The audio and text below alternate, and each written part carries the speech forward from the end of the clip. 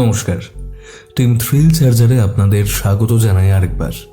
আমরা আজ আপনার জন্য নিয়ে এসেছি লেখিকা সুমেলি কাঞ্জিলাল মুখার্জির কলমে শান্তির খোঁজে রহস্য অবলম্বনে গোপন আশ্রমের রহস্য।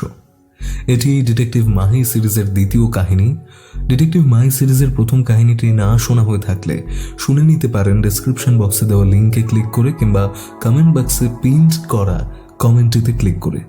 গল্পটি সম্পূর্ণ শুনে অবশ্যই কমেন্ট করে জানাতে ভুলবেন না আজকের গল্পটি আপনি কোথা থেকে শুনছেন এবং গল্পটি আপনার কেমন লেগেছে।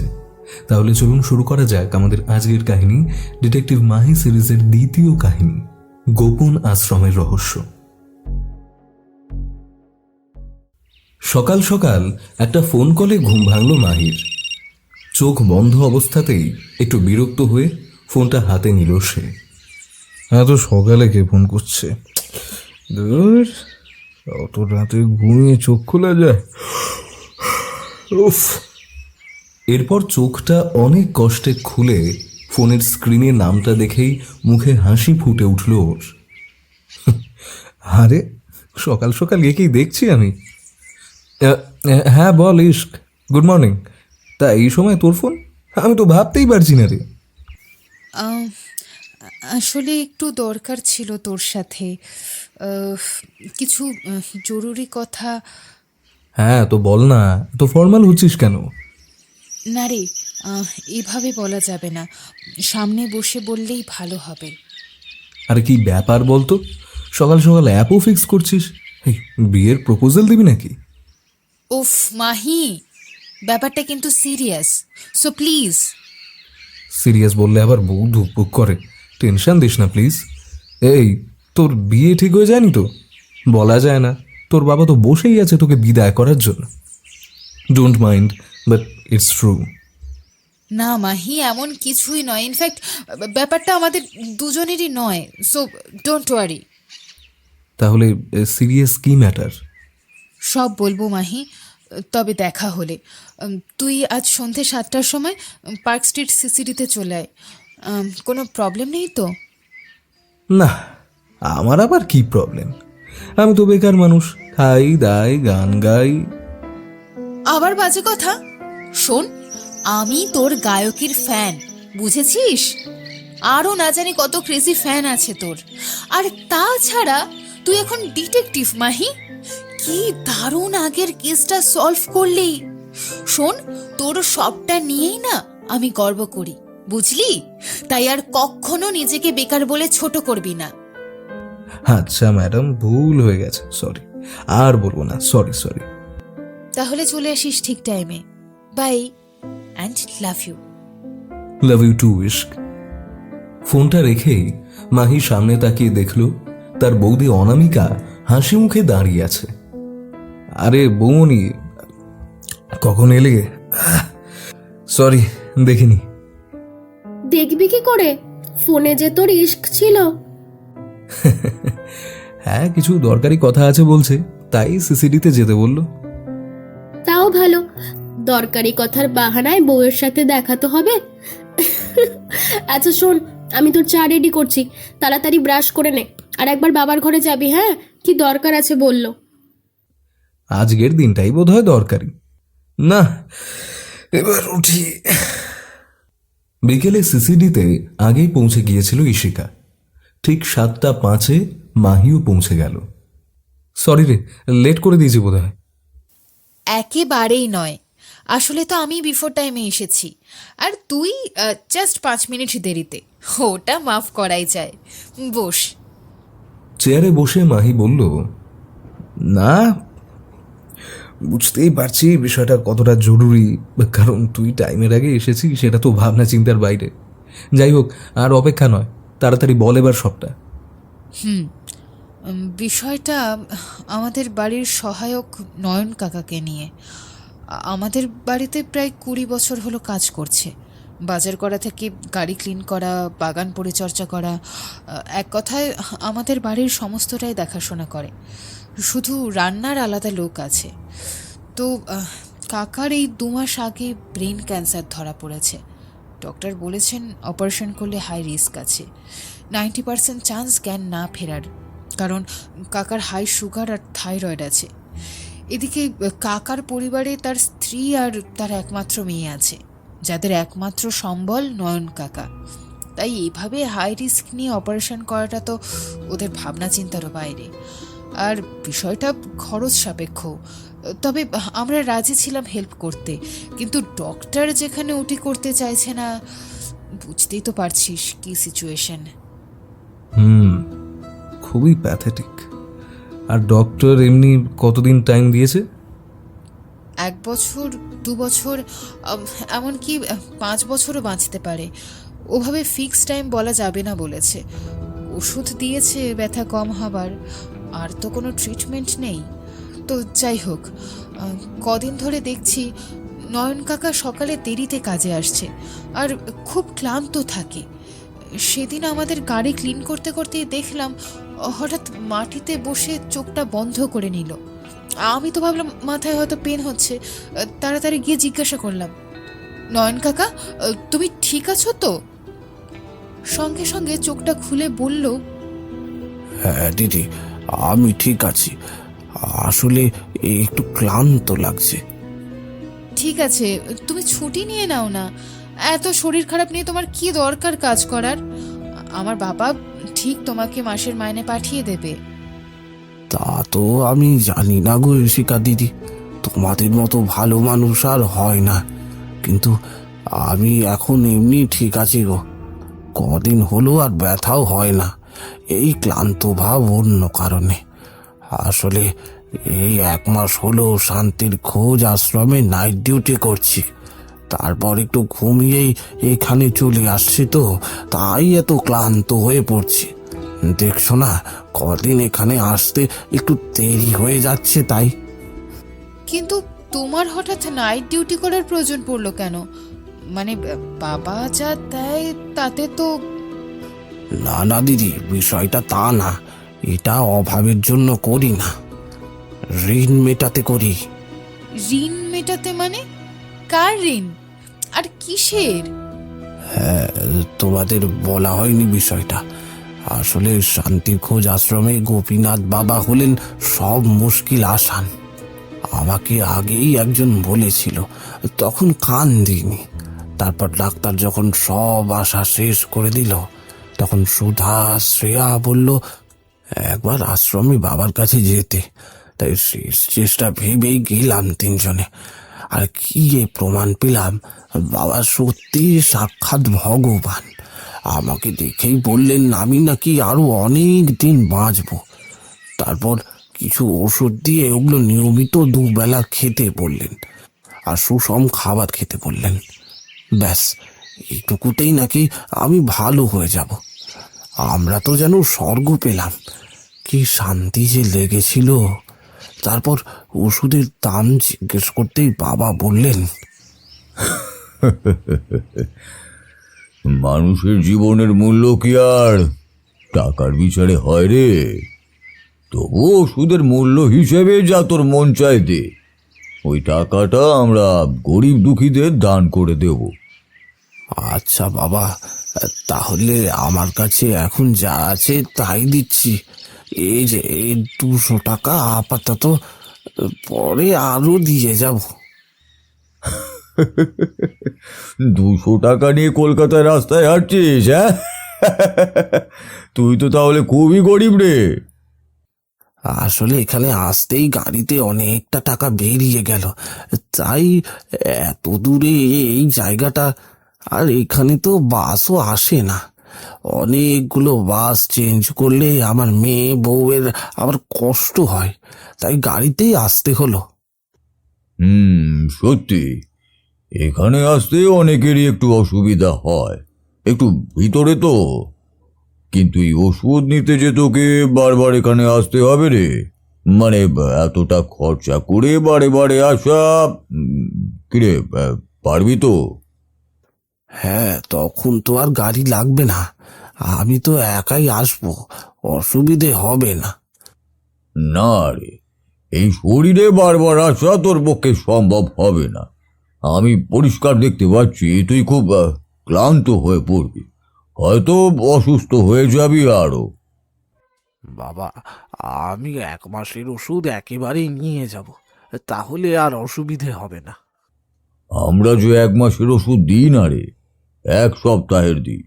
কারণ এমন জিনিস দিয়ে ওষুধগুলো তৈরি যে ওগুলো 10 দিনের বেশি ভালো থাকে না। তাই জন্যই তো তোকে বললাম। তাহলে প্রতি সপ্তাহেই কষ্ট করে আসবো।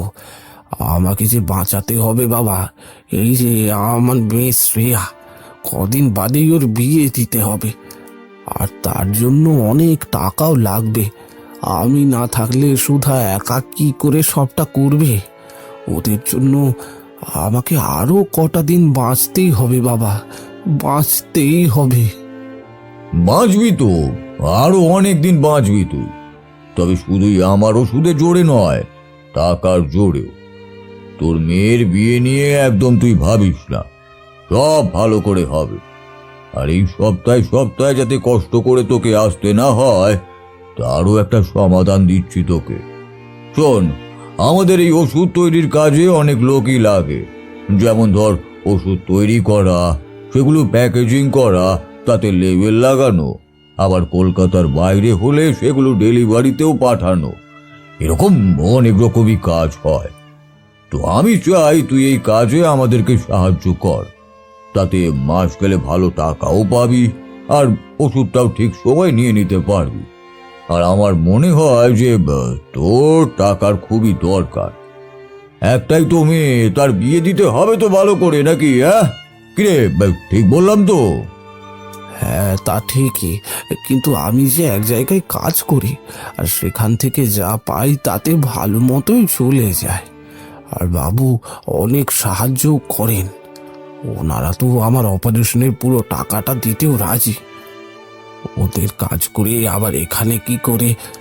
তাছাড়া কাজ করলে তো প্রতিদিন আসতে হবে, সে তো আরো অসুবিধে। ওরে, তার ব্যবস্থাও আছে বলেই তো বললাম। তোদের ওদিক থেকে অনেকেই এখানে কাজ করে, আর তাদের সুবিধার জন্য আমাদের আশ্রম থেকে বাসের ব্যবস্থাও করা আছে। মোট 4টে বাস আছে আমাদের। বিভিন্ন রুট থেকে সবাইকে নিয়ে আসা হয়। আর রইল কথা, তোর যে কাজটা আছে, তার সাথে এই কাজটা একসাথে চালানোর সমাধানও আমার কাছে আছে। আরে, এখানে নাইট ডিউটি করে নিবি, রাত 12টা থেকে ভোর 5টা পর্যন্ত, ব্যাস। তারপর বাড়ি গিয়ে একটু ঘুমিয়ে নিয়ে আবার কাজে যাবি। কিরে, এবার সমস্যার সমাধান হলো তো? হ্যাঁ, এরপর আর না করতে পারিনি দিদি। এত সুন্দর করে বাবা সবটা সমাধান করে দিলেন, ওখানে যেতেও কষ্ট হচ্ছে না। ওষুধটাও আর আমি পেয়ে যাচ্ছি, কাজ করে এক্সট্রা টাকাও পাচ্ছি, আবার তোমাদের বাড়ির কাজটাও করতে পারছি। আর এত ক্লান্ত হয়ে পড়ছো যে, এর কি সমাধান? আর ক্লান্ত হওয়াটাই তো স্বাভাবিক। ওই ভোরে বাড়ি ফিরে আবার চলে আসছো, আর কতটুকুই বা ঘুমোচ্ছ? বাড়ি ফিরে 4 ঘন্টা ঘুমিয়ে নি দিদি। তোমাদের এখানে তো 11টায় আসি, তাই অসুবিধে হয় না। আর এটা কি তোমার শরীরের পক্ষে যথেষ্ট? মাত্র 4 ঘন্টা ঘুম? তাহলে কি করব দিদি, কাজটা ছেড়ে দেব? তাহলে যে ওষুধটা আনতে আমাকে মাসে 4 বার ওখানে যেতে হবে, তখন তো ওরা আমার জন্য গাড়ি পাঠাবে না। আর নয়ন কাকাকে আমার কিছুই বলার ছিল না। বুঝতেই পারছিলাম মানুষটা কতটা অসহায়। যা করছে সবটাই তো বাঁচার জন্য। সত্যি তো, কাজটা ছেড়ে দিলে ওষুধটা বারে বারে আনতে যেতে হবে, আর কাজটা করলে ওষুধটা যেমন সহজে পাবে, তার সাথে উপরি ইনকাম। কিন্তু কিন্তু কি শিখা, তুই এতক্ষণ যা যা বললি তাতে আমি এটাই বুঝতে পারলাম না এখনো যে এগুলো আমাকে বলার মানে কি। আমি এই বিষয়ে তোকে কি হেল্প করতে পারি? বলছি মাহি, যার জন্য তোকে ডেকেছি। আচ্ছা, এতক্ষণ ধরে যেগুলো শুনলি, তোর কি সবটা স্বাভাবিক লাগলো?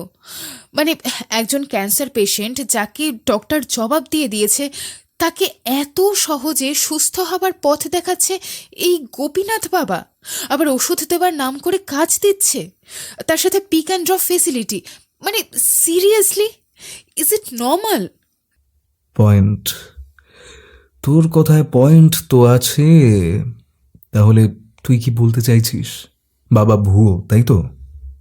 সেটা না, মেবি জেনুইন, বিকজ কাজ তো হচ্ছে ওষুধে। নয়ন কাকা যেমনটা বললো আর কি। কিন্তু কিন্তু কি? কোথাও একটা খটকা লাগছে তোর, তাই তো? হ্যাঁ, মানে আমি চাইছি যদি একটু খোঁজ নেওয়া যায়, কে এই গোপীনাথ বাবা, কি এর background. And what about the ashram? কি কি নাম বললি যেন? শান্তির খোঁজ।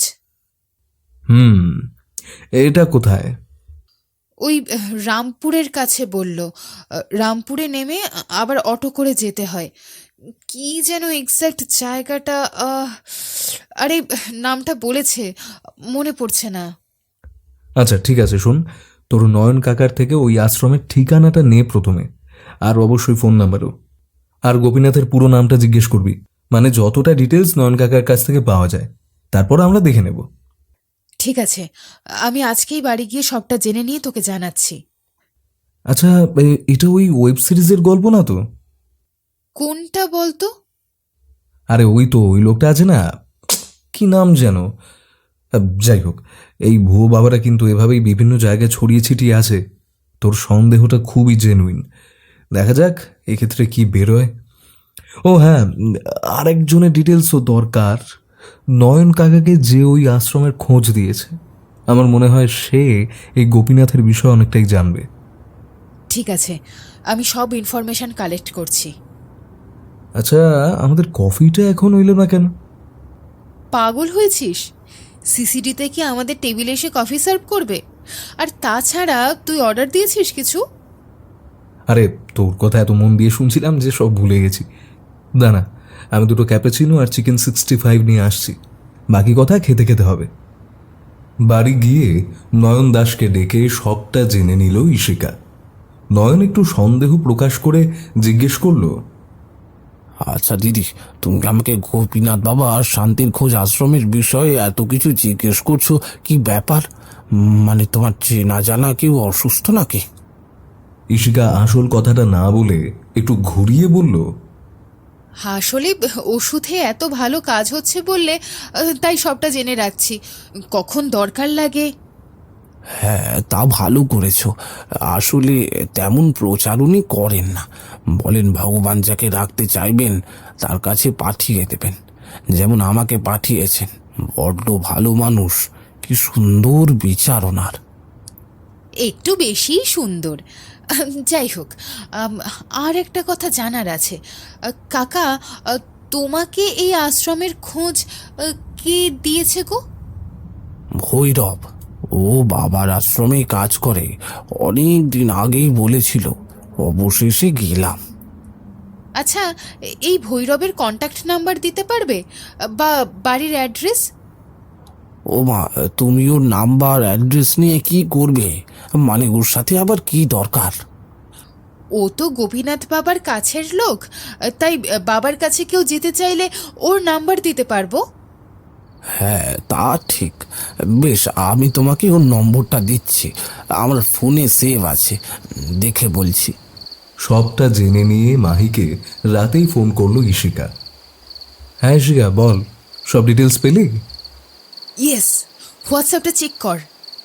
ও লাভলি, দাঁড়া অন হয়ে দেখি, তারপর ফোন করছি আবার। আগে বল, অন ছিলিস না কেন? কি করছিস এখন? একটা গান লিখছিলাম, তাই অফ ছিলাম। বাহ, তাহলে তো আর কিছুই বলার নেই, কারণ আমি তোর গানের ভক্ত। না হলে না এক্ষুনি, যাকে, গানটা পরে লিখিস প্লিজ, এখন একটু এই বিষয়টা দেখ। হ্যাঁ রে দেখছি, তুই আগে ফোনটা তো রাখ। ফোনটা রেখে মাহি তাড়াতাড়ি হোয়াটসঅ্যাপের মেসেজগুলো চেক করে দেখল। তারপর ঈশিকাকে ফোন করে বলল, নয়ন কাকা তো শুধু নাম আর ঠিকানাটুকু বলতে পেরেছেন। আমার মনে হয় ভৈরব একটা ইম্পর্টেন্ট মাধ্যম হতে পারে, বুঝলি? তাই ওকে আগে চেস করতে হবে। আই এম শিওর ওর কাছ থেকে গোপীনাথ বাবার অনেক ইতিহাস জানা যাবে। তাহলে কাজ শুরু করা যাক। ভৈরবের নাম্বার তো আছেই, ফোন করে নে ওকে। হ্যাঁ, আমি কাল সকালেই ফোন করছি, যদিও রাজি হয় দেখা করেই কথা বলবো। হ্যাঁ একদম।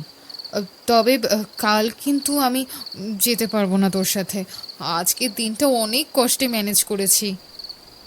মানেটা কি? যে কেসটা দিল সেই সাথে থাকবে না? আচ্ছা মাহি, তুই বল, কোন প্রাইভেট অফিসে রোজ রোজ তাড়াতাড়ি বেরোনো যায়? না, সে ঠিক, কিন্তু আমি যে একা কাজ করতে ভালোবাসি না, পাশে একজন না থাকলে ঠিক ভালো লাগে না। এরকম চাইল্ডিশ কথাবার্তা এবার থেকে আর বলিস না তো। কোথায় বলবি আমি একাই 100, তা না। বলবো বলবো, একদিন এটাও বলবো, কথা দিলাম তোকে।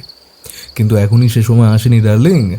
আপাতত আমাকে আমার মতো করেই চলতে দে, দেখবি একদিন ঠিক তোর মনের মতো হয়ে উঠবো। তুই তো আমার মনের মতোই, ইডিয়েট।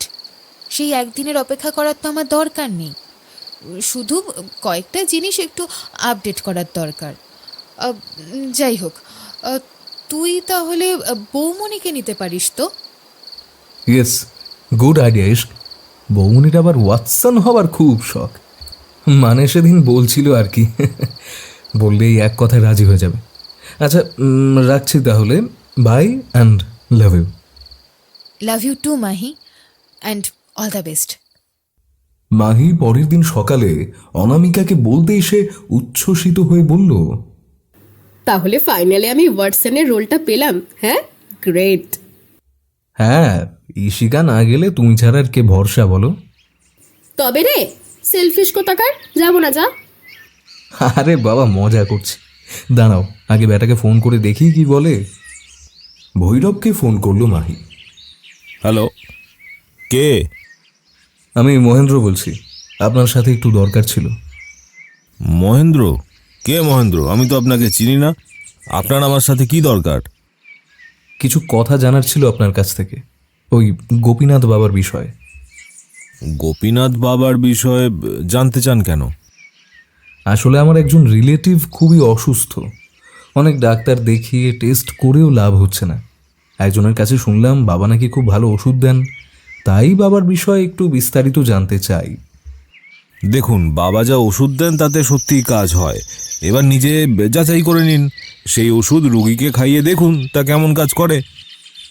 হ্যাঁ, সে তো করব, তাও আপনার সাথে যদি একটু দেখা করা যেত। আমার সাথে দেখা করবেন? আচ্ছা, ঠিক আছে, তাহলে আজ দুপুরে রাসবিহারী মোড়ে চলে আসুন, ওই এলাহাবাদ ব্যাংকের সামনে, ওই 2টো নাগাদ। আমি আসলে ওদিকেই ডেলিভারি করতে যাচ্ছি। কি ডেলিভারি? না মানে, আপনি তো বাবার আশ্রমেই কাজ করেন, তাই জানতে ইচ্ছে হলো। ওষুধ ডেলিভারি কি? বাবা, আপনি তো দেখছি বেশ অনেক কিছুই জানেন। আচ্ছা, কে বলেছে আপনাকে এই বাবার আশ্রমের কথা আর আমার কথা? সে তো মনে হচ্ছে আমাকে চেনে। হ্যাঁ, ওই রঘু নামে একজন। রঘু? এই নামে না, এই নামে তো আমি কাউকে চিনি না। হয়তো ওর আরও কোনো নাম আছে, আপনি সেই নামে ওকে চেনেন। যাই হোক, তাহলে রাসবিহারীতে আসছি, আমি নীল টি শার্ট পরে থাকবো, ওকে? আচ্ছা, আপনি কি কালারের জামা পরবেন যদি বলেন? আমি সাদা জামা কালো প্যান্ট, এটাই আমাদের অফিসের ড্রেস। এই কি বলে যেন? হ্যাঁ, বুঝেছি, ইউনিফর্ম। ঠিক আছে, আমি খুঁজে নেব আপনাকে। ফোনটা রেখে মাহি একটা দীর্ঘশ্বাস ছেড়ে বলল, উফ, একদম জেরা করছে আমাকে। লোকটাকে সামলে চলতে হবে। আর যাই হোক, ওকে বুঝতে দেওয়া যাবে না যে আমাদের আসল উদ্দেশ্যটা কি। হ্যাঁ রে, ঠিকই বলেছিস। আচ্ছা শোন, আর তো 3 ঘন্টা আছে হাতে, আমি তাড়াতাড়ি রান্নাটা শেষ করে পুজোটা করে নিই। হ্যাঁ, তারপর খেয়ে বেরিয়ে পড়বো। বৌমনি শোনো, বলছি এখনই বাবাকে কিছু বলো না, ওকে? আগে দেখি আদৌ কিছু রহস্য আছে কিনা। আমার তো মনে হচ্ছে গভীর একটা রহস্য আছে মাহি, তবে বাবাকে আমি কিছু বলবো না, চাপ নিস না। চল আমি গেলাম, হ্যাঁ? আর তুই তাড়াতাড়ি স্নানটা সেরে নে। ঠিক 2টোর সময় অনামিকা আর মাহি গিয়ে পৌঁছলো রাসবিহারী মোড়ে। ভৈরব আগেই সেখানে উপস্থিত ছিল। মাহি সাদা জামা প্যান্ট পরা একজন ভদ্রলোককে দেখে আন্দাজ করে অনামিকাকে বলল, বৌমনি, এই যে এই সামনের লোকটাকে দেখো, মনে হচ্ছে এই ভৈরব। হ্যাঁ রে, আমারও তাই মনে হচ্ছে, এদিক ওদিক দেখছে। ভৈরব এবার মাহির নীল টি শার্ট দেখে সামনে এগিয়ে এসে বলল, আপনি মহেন্দ্র? হ্যাঁ হ্যাঁ, আমি। তাহলে ঠিকই চিনেছি আপনাকে। আচ্ছা, সামনে একটা কফি শপ আছে, ওখানে গিয়ে কি একটু বসে কথা বলা যায়? বেশ, চলুন। তবে আমি কিন্তু চা খাবো। কফি টফি আমার ঠিক জমে না। হ্যাঁ, ওখানে চাও আছে তো, চলুন। ভৈরব অনামিকাকে একটু কেমনভাবে দেখছিল দেখে মাহি বলল, উনি আমার বৌমণি, মানে বৌদি। কফি শপে গিয়ে দুটো চা আর একটা কফি অর্ডার দিয়েই মাহি ভৈরবকে প্রথমেই জিজ্ঞেস করলো, আচ্ছা, আপনি কতদিন ওখানে কাজ করছেন, মানে শান্তির খোঁজ আশ্রমে? আমার 5 বছর হয়ে গেছে। বাহ, তাহলে তো গোপীনাথ বাবার বিষয়ে আপনি সবটাই জানবেন। হ্যাঁ, জানি তো, কিন্তু আপনার এত কৌতূহল কেন বুঝতে পারছি না। আপনার রিলেটিভ বললেন অসুস্থ, তা আমি তো বললাম বাবা ভালো ওষুধ দেন, আশ্রমে গিয়ে ওষুধ নিয়ে আসলেই তো হয়ে যায়। হ্যাঁ, আসলে আমি একটু বেশি কৌতূহলী। যখন থেকে শুনেছি গোপীনাথ বাবার ওষুধের ম্যাজিকের কথা, তখন থেকেই কিছু বিষয় খুব জানতে ইচ্ছে করছে। যেমন গোপীনাথ বাবা যে ওষুধগুলো দেন, ওগুলো কি দিয়ে তৈরি হয় যে এত ভালো কাজ করে, আর সেগুলো কি উনি নিজে তৈরি করেন? মাহি আরও কিছু জিজ্ঞেস করতে যাচ্ছিল, ভৈরব ওকে থামিয়ে বলল, আপনার মনে এই প্রশ্নগুলো আসা খুব স্বাভাবিক হলেও প্রশ্নগুলো কিন্তু সাধারণ নয়। আচ্ছা, আপনি কি পুলিশের লোক? মাহি উত্তর দেবার আগেই অনামিকা বলে উঠল, আচ্ছা, সাধারণ মানুষের মনে কি কোনো প্রশ্ন আসতে পারে না? আমিও মাহির কাছে সব শোনার পর থেকে এটাই ভেবে চলেছি যে কি এমন ওষুধ যা ক্যান্সারের মতো রোগকে সারিয়ে দিচ্ছে। রোগ কিন্তু পুরোপুরি সারে না ম্যাডাম, তবে হ্যাঁ, কষ্ট অনেক কমে যায়, জ্বালা যন্ত্রণা লাঘব হয়, রোগের তীব্রতাটাও কমে। আচ্ছা, তাহলে যাকে ডক্টর 2-3 মাস সময় দিয়েছে, সে কি আপনার বাবার এই ওষুধে আরও 2-3 বছর বাঁচতে পারে? হ্যাঁ, এটা সম্ভব। এটাই তো আমার প্রশ্ন, কি করে সম্ভব ভৈরব বাবু? কি আছে ওই ওষুধে? জড়িবুটি, মানে প্রাকৃতিক উপাদান দিয়েই তৈরি ওষুধগুলো। বাবা নিজেই তৈরি করেন? হ্যাঁ, বাবা নিজের হাতেই তৈরি করেন। বাহ, বাবার তো জবাব নেই। চা কফি আসতেই কফিতে একটা দীর্ঘ চুমুক দিয়ে মাহি বলল, সত্যিই জবাব নেই। বাবার দর্শন তো একবার করতেই হচ্ছে। আচ্ছা ভৈরব, গোপীনাথ বাবার আশ্রমে ওষুধ ছাড়া আর কি কি তৈরি হয়? রোজকার জিনিসপত্র, মানে আমাদের দৈনন্দিন জীবনে যা লাগে, যেমন তেল, সাবান, পেস্ট। আরে বাহ, এ তো লাজবাব। তা কি নাম ব্র্যান্ডের? কোনো নাম নেই। নাম নেই কেন? ও, বুঝেছি, তার মানে জিনিসগুলো সরকারি স্বীকৃতি পায়নি, তাই তো? না না, স্বীকৃতি পেয়েছে তো, রেজিস্টার করা। আপনি দেখেছেন সেই কাগজ? আপনারা যেভাবে জেরা করছেন তাতে বুঝতেই পারছি। আর যাই হোক, আপনারা কারো রোগ সারানোর উদ্দেশ্য তো এতগুলো প্রশ্ন করছেন না। আমি জানি না আপনারা আসলে কে, কি আপনাদের উদ্দেশ্য, কিন্তু বিশ্বাস করুন, গোপীনাথ বাবা মানুষ নয়, সাক্ষাৎ ভগবান। উনি যা করছেন নিখাত গরিব মানুষের স্বার্থেই। এই যে গায়ে মাখার সাবান, তেল, এগুলো কেনার মতো সামর্থ্য অনেকের হয় না। এই শীতের দিনে, এই দিনের পর দিন এই রুক্ষ ত্বক নিয়ে কত গরিব মানুষ ঘুরে বেড়ায়, গায়ে সাবান মাখতে পারে না কতজন, কারণ এগুলোর পিছনে খরচ করা মানে তাদের কাছে বিলাসিতা। ব্যাস, তাদের জন্যই বাবার এই পদক্ষেপ। সত্যিই খুব ভালো পদক্ষেপ। তা সাবান তেল ছাড়াও নিশ্চয়ই আরও অনেক কিছুই বিক্রি হয় আপনাদের আশ্রমে, যেমন ওই চাল, ডাল, আটা, গম। না না ম্যাডাম, এত কিছু নয়। ব্যাস ওই তেল, সাবান, পেস্ট পর্যন্তই, আর ওই জীবনদায়ী ওষুধ। বাবার যতটুকু সামর্থ্য ততটুকু উনি ঢেলে করছেন। ঠিক আছে, খুব ভালো লাগলো সবটা জেনে। অনেক অনেক ধন্যবাদ আপনাকে। আমি অবশ্যই আমার আত্মীয়কে আপনাদের আশ্রমে পাঠাবো। আশা করি সে নতুন জীবন পাবে। একদম 100% গ্যারান্টি। ঠিক আছে, তাহলে উঠলাম। আবার কখনো দরকার পড়লে আপনাকে কন্ট্যাক্ট করব। হ্যাঁ, অবশ্যই করবেন। আর চায়ের জন্য ধন্যবাদ। ভৈরব চলে যেতেই মাহি আর একটা কফি অর্ডার করলো। আবার একটা কফি? এই না ভাত খেয়ে এলি 1.5 ঘন্টা হয়েছে হার্ডলি। ওফ বৌমনি, জানোই তো কফি বা চা না খেলে আমার মাথাটা ঠিক কাজ করে না। এই যে এতগুলো বিষয়, এগুলো নিয়ে এবার গভীর চিন্তা করতে হবে, আর তার জন্য রিফ্রেশ হবার খুব দরকার। বাই দ্য ওয়ে, আগে তোমায় জিজ্ঞাসা করি, এই যে ভৈরব এতক্ষণ যা যা বলল তাতে তোমার কি মতামত? মানে সবটা শোনার পর এক কথায় কি বলবে? ভৈরব লোকটাকে আমার ভালোই মনে হলো বুঝলি। আর ও যেভাবে বাবার বর্ণনা দিচ্ছিল তাতে তো গোপীনাথ বাবা মানুষটাকেও বেশ জেনুইন মনে হচ্ছে। আপাত দৃষ্টিতে তো আমারও তাই মনে হলো, কিন্তু বারবার মনে হচ্ছে কোথাও কিছু গলত তো আছেই। আচ্ছা, এই যে গরিব মানুষকে উনি এত সাহায্য করছেন, এর বদলে উনি কি পাচ্ছেন? আমি ধরেই নিলাম যে এই জিনিসগুলোর দাম কমই হবে, সুতরাং টাকার গল্প তো নেই। তাহলে কি? মানসিক শান্তি। দেখ, টাকাটাই তো জীবনের সব নয়। না বৌমনি, বিষয়টা এত হালকাভাবে নিলে তো হবে না, গভীরে ঢুকতে হবে। সবচেয়ে রহস্যের বিষয় হলো এই ওষুধ দেওয়ার নাম করে নয়ন কাকাকে কাজে নিযুক্ত করা। হয়তো ওনার উদ্দেশ্য হলো একজন অসুস্থ মানুষকে কাজের লোভ দেখিয়ে আসলে নিজের আখের গোছানো। তুই কি বলছিস? আমি কিছু বুঝতে পারছি না রে। হয়তো খুব তাড়াতাড়ি বুঝতে পারবে, আর তার জন্য আমাদের ওই আশ্রমে যেতে হবে, তবে ছদ্মবেশে।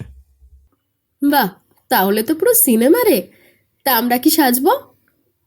ওয়েট ওয়েট, ক্রমশ প্রকাশ্য। রাতে ইশিকাকে ফোন করে সবটা জানালো মাহি, আর নেক্সট প্ল্যানের কথাও বলল।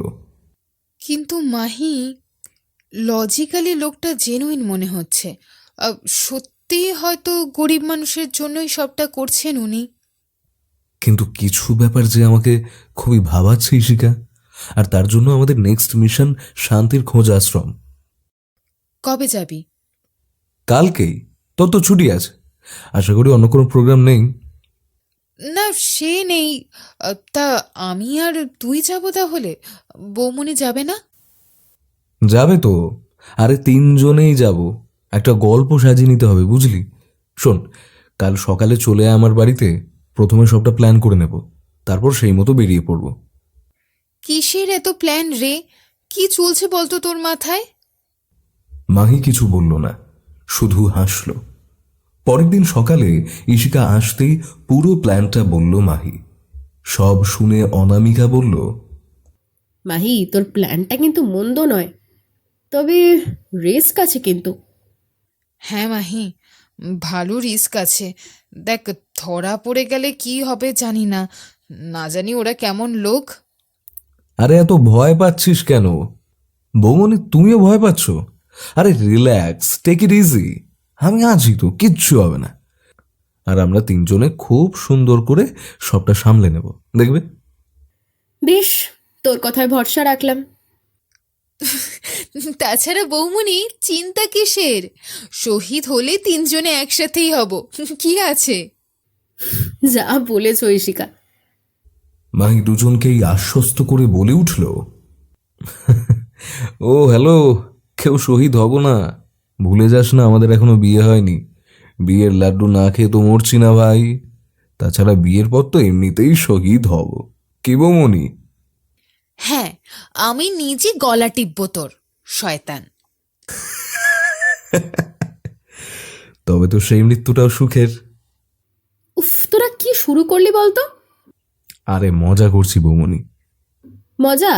শোন, মজাতেও না কখনো আর এই শব্দটা উচ্চারণ করবি না, বুঝেছিস? আচ্ছা বাবা, সরি, কান মুলছি। আচ্ছা ঠিক আছে, এবার যে প্ল্যানটা করলি সেটা ক্লিয়ার কর তো। আমরা সাজবো কিভাবে? মানে তোর প্ল্যান মতো আমি আর তুই মাঝবয়সী, আর ঈশিকা আমাদের মেয়ে। অর্থাৎ ধরে নিলাম ও একটা ওই 15-16 বছরের কিশোরী। এবার মেকআপটা? আরে বৌমনি, ইশিকা তো এমনিই বাচ্চা, ওকে জাস্ট একটা বেনুনি করে ফ্রক পরিয়ে দিলেই হবে। মাহি, মার খাবি এবার।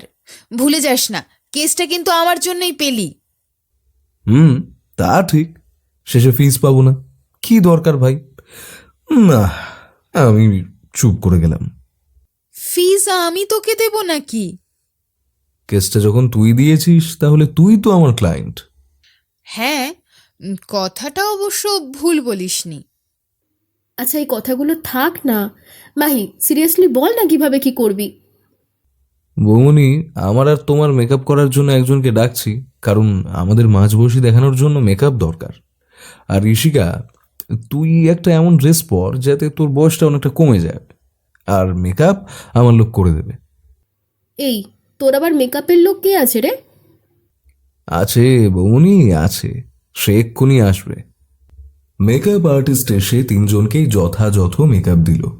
মেকআপ কমপ্লিট হতেই মাহি বলল, একদম পারফেক্ট লাগছে আমাদের তিনজনকে। চলো তাহলে এবার যাওয়া যায়।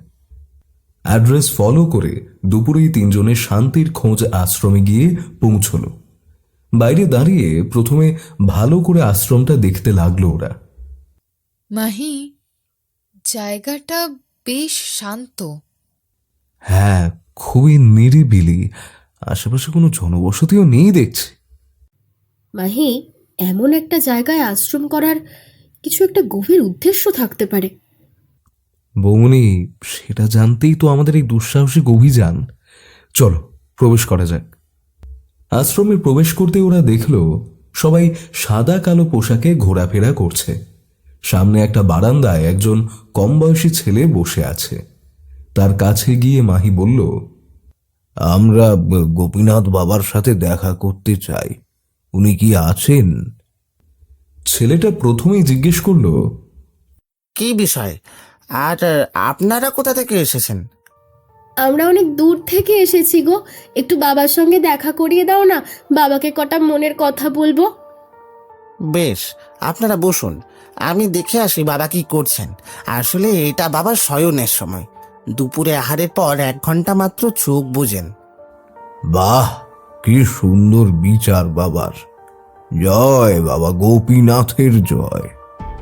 লোকটা চলে যেতেই ঈশিকা মাহির হাতে মেরে বলল, মাহি, একটু বেশি ওভার অ্যাক্টিং হয়ে যাচ্ছে না? Maybe, sorry. অনামিকা আস্তে করে বলল, খুব সাবধানে এগোতে হবে মাহি, একটু মাথায় রাখ ব্যাপারটা। ওকে ওকে, আচ্ছা সবাই চুপ, লোকটা আসছে। আপনারা আমার সাথে আসুন, বাবা ডাকছেন। তিনজনেই লোকটাকে ফলো করে সামনের দিকে এগোতে লাগলো। তারপর একটা ঘরের সামনে গিয়ে আঙুল দেখিয়ে লোকটা বলল, ও এই যে আমাদের গোপীনাথ বাবা বসে আছেন, আপনারা ভিতরে যান। মাহিরা ধীরে ধীরে সেই ঘরে প্রবেশ করল। গোপীনাথ বাবা চোখ বন্ধ করে মাটিতে একটা আসন পেতে বসেছিল। ওরা কাছে যেতেই তিনি বললেন, বল কি কষ্ট তোদের, আর আমি কি সাহায্য করতে পারি? মাহি ঢোক গিলে বলল, বাবা, আমার বউটা খুব অসুস্থ, অনেক পরীক্ষা নিরীক্ষা হয়েছে, তবে রোগ ধরাও পড়ছে না, সারছেও না। কি ভাগ্যে যে আপনার খোঁজ পেলাম বাবা। এখন আপনি আমাদের একমাত্র ভরসা, আশার শেষ আলো। দয়া করে আমার বউটাকে ভালো করে দিন, বাঁচিয়ে দিন ওকে। ও ছাড়া আমি আর মেয়ে থাকবো কি করে? গোপীনাথ বাবা এবার চোখ খুলে তিনজনকে ভালো করে দেখে নিলেন প্রথমে।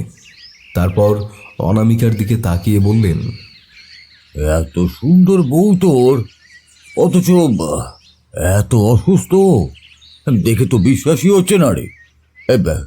কি হয়েছে গো মা তোমার, কোথায় কষ্ট? অনামিকা কোমল স্বরে বলল, আজকাল একটুতেই ক্লান্ত হয়ে যায়, হাঁপ ধরে, নিঃশ্বাসটাও আটকে আসে, কয়েকবার তো জ্ঞানও হারিয়েছি বাবা।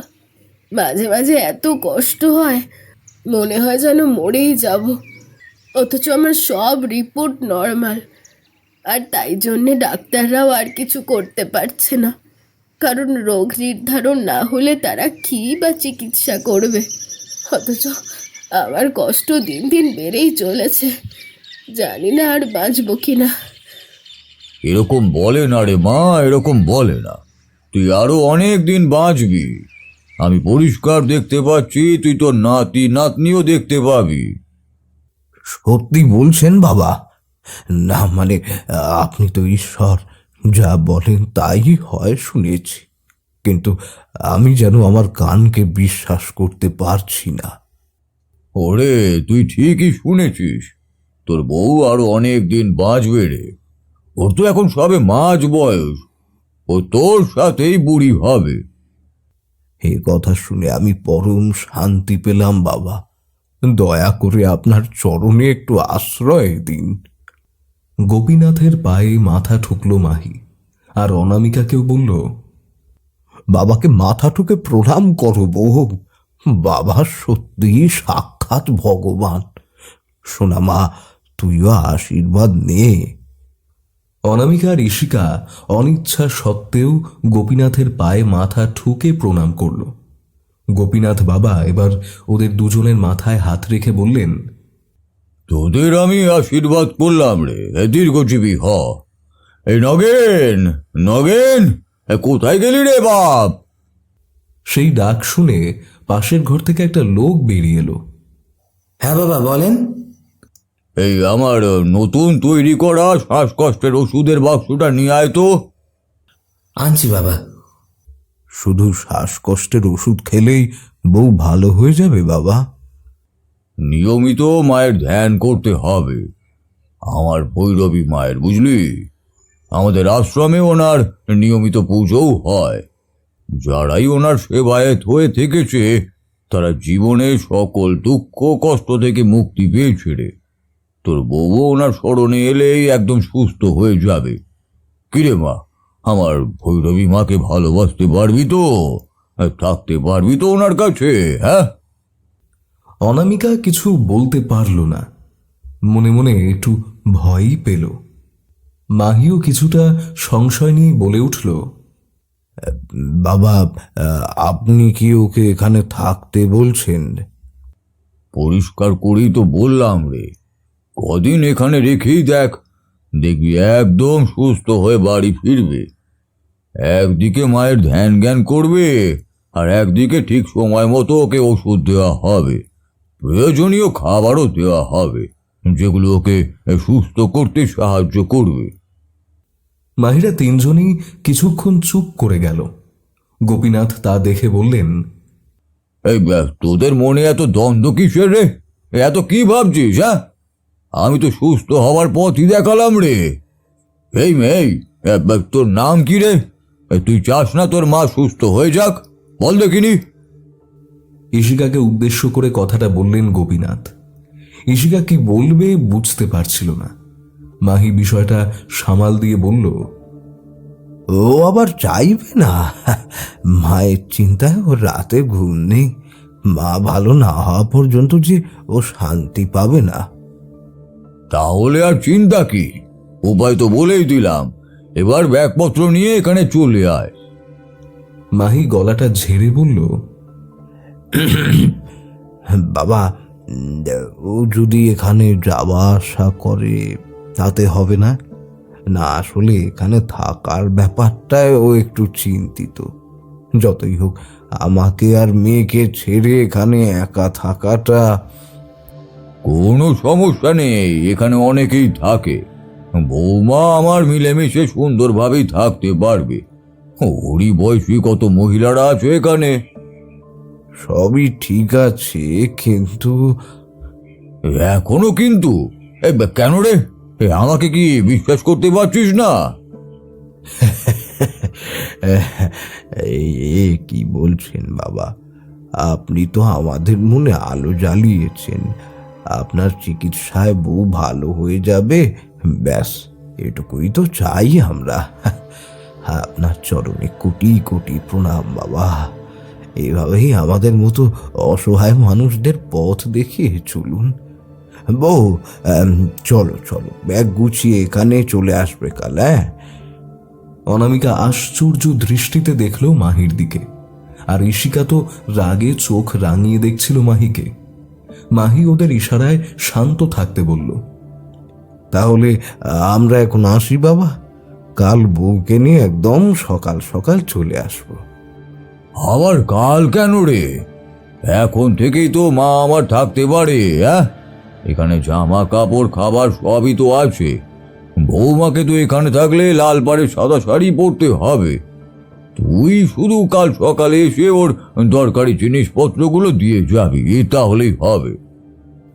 মাহি কি বলবে এবার ভেবে পেল না, একটু থেমে বলল, বাবা, এখন আমরা যাই, দয়া করে অনুমতি দিন।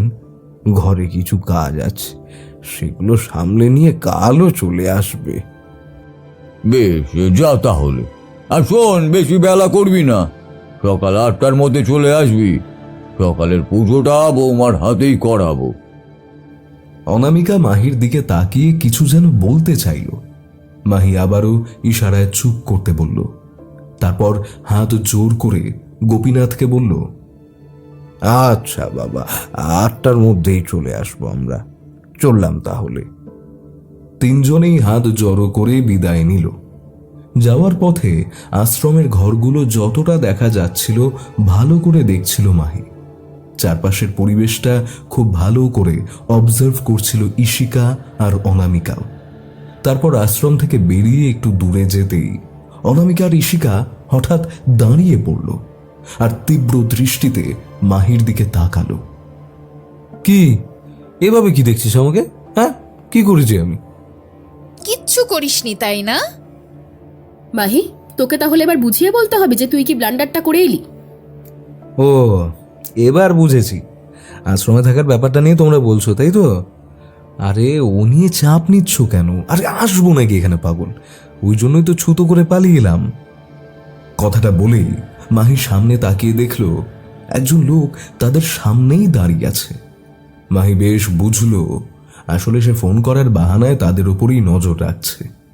তবে বিষয়টা অনামিকা আর ঈশিকাকে না বলে শুধু বলল, আচ্ছা এখান থেকে চলো তাড়াতাড়ি, বাকি কথা বাড়িয়ে বলছি। মাহিরা বাড়িতে ঢুকতেই চমকে উঠল, কারণ সামনে দাঁড়িয়েছিলেন মাহির বাবা পথিকৃৎ লাহিড়ী। মাহিদের সাজ পোশাক দেখে তিনি আশ্চর্য হয়ে জিজ্ঞেস করলেন, এ কি, তোমরা এমন সাজে কেন? মাহি ঢোক গিলে বলল, মানে বাবা, আসলে আসলে বাবা।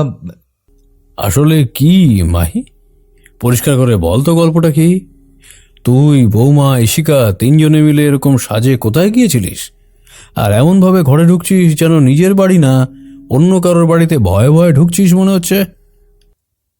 না বাবা, সেটা না। আসলে আমাদেরকে কেউ ফলো করছিল, অনেক কষ্টে পাশ কাটিয়ে আসতে পেরেছি। ফলো করছিল কেন? না মানে আমরা ভাবছিলাম ফলো করছে, হয়তো নাও হতে পারে। মাহি, তুই যে কি বলতে চাইছিস আমি তো কিছুই বুঝতে পারছি না। বৌমা, কি ব্যাপার বলো তো? হ্যাঁ বাবা, ঘরে চলুন বলছি। বৌমনি কি বলবে আবার? আমি তো বললাম। মাহি, তুই কিন্তু প্লিজ চুপ করে থাকবি আর আমাকে বলতে দিবি, আর কিচ্ছু লুকোনোর দরকার নেই। কি লুকোছিলে আবার? চলুন না ঘরে, বলছি। পথিকৃৎ লাহিড়ীকে সবটা বুঝিয়ে বলল অনামিকা। সব শুনে তিনি খুশি হয়ে বললেন, আচ্ছা এটা আমার থেকে লুকিয়েছিলি কেন? এ তো খুব আনন্দের কথা রে। তার মানে ডিটেকটিভ মাহির এটা সেকেন্ড কেস, তাই তো? আরে আমি তো এটাই চাই, তুই একটার পর একটা কেস সলভ করে যা আর আস্তে আস্তে পুরো কলকাতায় ছড়িয়ে যা। ডিটেকটিভ মাহি জনপ্রিয় হয়ে উঠুক। বাবা তুমি এত সিরিয়াস এই বিষয়ে? হ্যাঁ, কেন? তোকে তো প্রথম কেসেই সেটা জানিয়েছিলাম। হ্যাঁ তা ঠিক, কিন্তু আমি ব্যাপারটা হালকাই নিয়েছিলাম।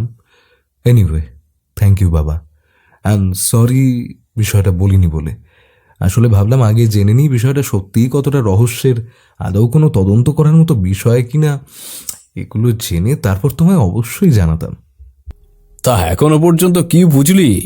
রহস্য আছে?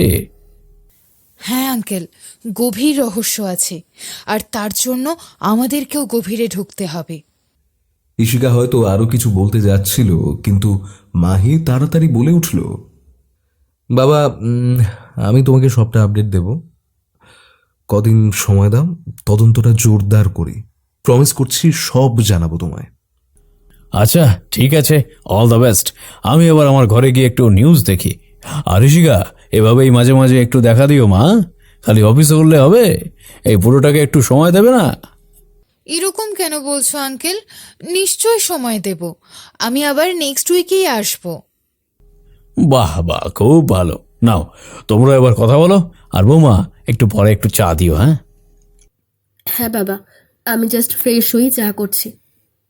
পথিকৃৎ লাহিড়ী চলে যেতেই মাহি দীর্ঘ নিঃশ্বাস ছেড়ে বলল, বৌমনি, একদিকে সবটা বলে দিয়ে ভালোই করেছ। সত্যি তো লুকিয়ে আর লাভ নেই, কারণ রহস্য আছে পাতায় পাতায়। এসব আলোচনা পরে হবে, আগে বল তুই এটা কি করলি? আমাকে ওখানে থাকতে বললো আর তুই রাজি হয়ে গেলি? অদ্ভুত তো। হ্যাঁ মাহি, এটা তুই বড্ড বাড়াবাড়ি করেছিস। আচ্ছা, আর কোন উপায় ছিল কি? ওই ভণ্ডলোকটা যেভাবেই হোক রাজি করা তুই, তাই বাধ্য হয়ে ওরকম বলেছি। বাহ, আর এখন তুই কত সহজে বলছিস যে বৌমনি ওখানে যাবে না। হ্যাঁ, এটা ঠিকই বলেছিস, ব্যাপারটা অতটাও সহজ নয়।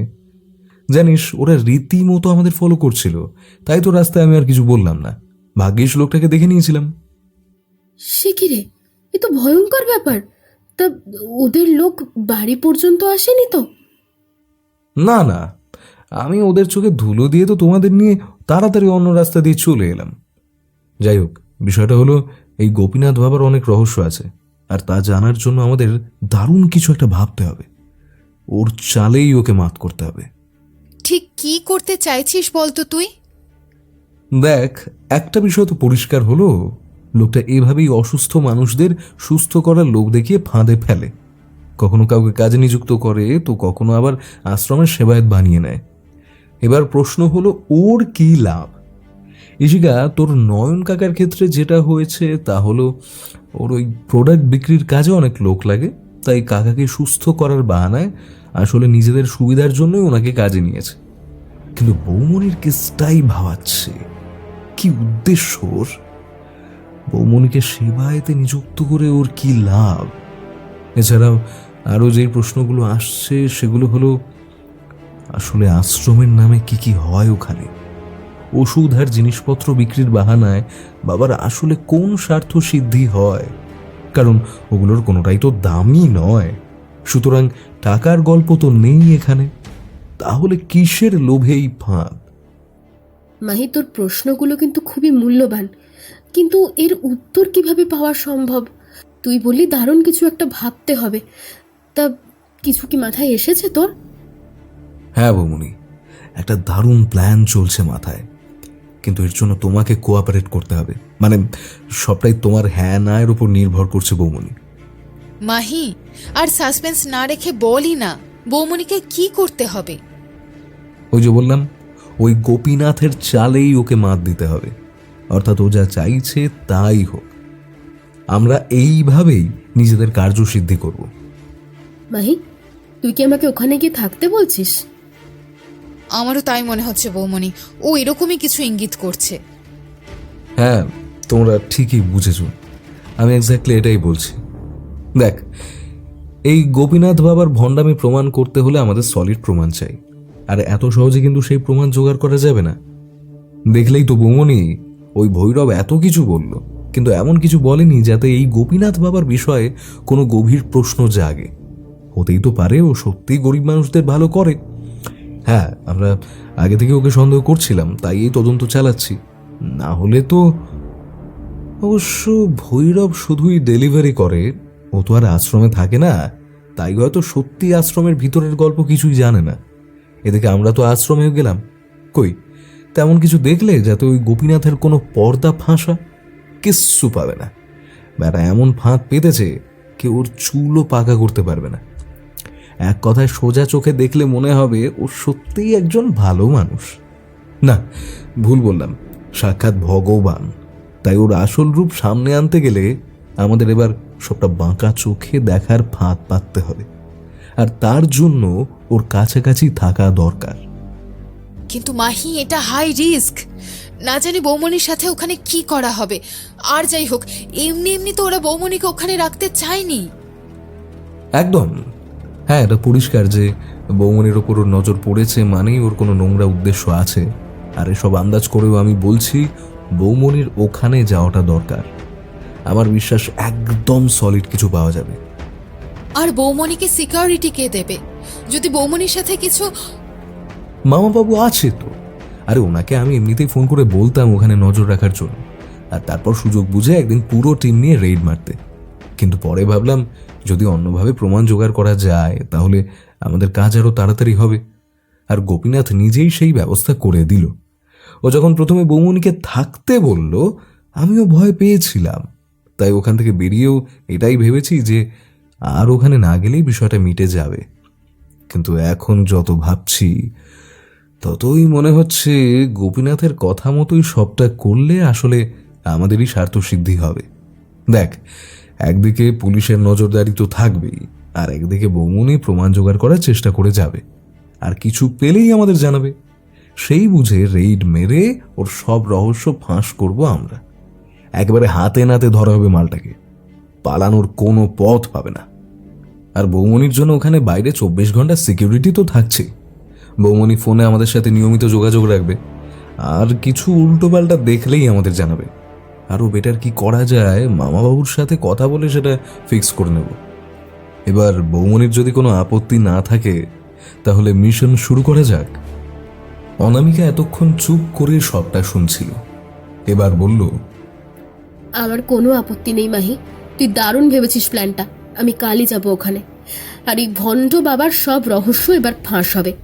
শুধু তোরা খেয়াল রাখিস যাতে বাবা এসব না জানতে পারেন, কারণ প্রথমত বাবা এটা অ্যালাউ করবেন না, আর দ্বিতীয়ত খুব টেনশন করবেন রে। বৌমনি তুমি একদম চিন্তা করো না, বাবা কিচ্ছু জানতে পারবে না, প্রমিস।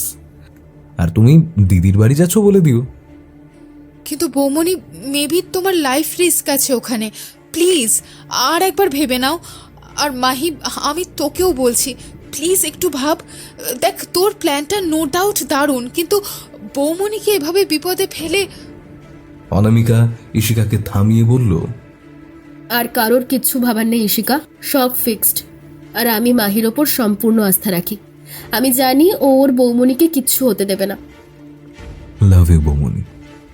আর মাহি, আর একটা রিকোয়েস্ট, তোর দাদাকেও কিন্তু কিছু বলবি না প্লিজ। আরে না না, চাপ নিও না। আর তোমাকে রাতে সবটা ভালো করে বুঝিয়ে দেবো, ওখান থেকে কিভাবে আমরা কানেক্ট থাকবো, কোনো বিপদ বুঝলে কিভাবে তুমি আমাদের ইনফর্ম করবে, আর প্রয়োজনে আত্মরক্ষার জন্য তোমায় কি কি করতে হবে, এটসেট্রা। তাহলে ওয়াটসন, এবার মিশন শান্তির খোঁজের রহস্য সমাধান। Are you ready? Yes I am. Ishika ওদের কথার মাঝে বলে উঠল, মাহি, তোকে বলা হয়নি, নয়ন কাকার শরীরটা খুব খারাপ হয়েছে, তাই ও কাজেও আসছে না আর আশ্রমেও যাচ্ছে না। ওহো, খুব খারাপ লাগলো শুনে। ওনাকে হেল্প করার খুব ইচ্ছে রইল আমার। Any time. শোন, আমি তাহলে এখন যাই, ফোনে আপডেট দিস। বৌমনি, অল দ্য বেস্ট।